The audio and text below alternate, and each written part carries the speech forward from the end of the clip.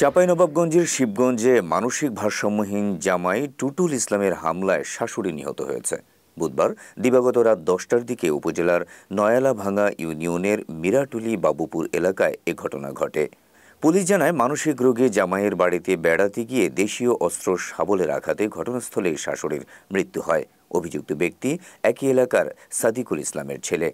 স্থানীয় বাসিন্দা শওকত আলী জানান, টুটুল দীর্ঘদিন যাবৎ পাবনা মানসিক হাসপাতালে চিকিৎসা গ্রহণ শেষে ৩ মাস আগে বাড়িতে আসে এবং এখনও নিয়মিত মানসিক রোগের ওষুধ খায়।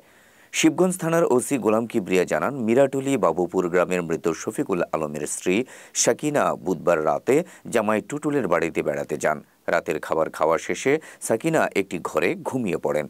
একসময় পাশের রুম থেকে মানসিক ভারসাম্যহীন জামাই টুটুল তার শাশুড়ির ঘরে প্রবেশ করে এবং শাশুড়িকে শাবল দিয়ে আঘাত করে পালিয়ে যায়। স্বজনদের চিৎকারে স্থানীয়রা এগিয়ে আসার আগেই শাশুড়ি সাকিনা মারা যান। ওসি আরও জানান, এ ঘটনায় স্বজনদের পক্ষ থেকে মামলা দায়েরের বিষয়টি প্রক্রিয়াধীন রয়েছে। মরদেহ উদ্ধার করে ময়নাতদন্তের জন্য পাঠানো হয়েছে।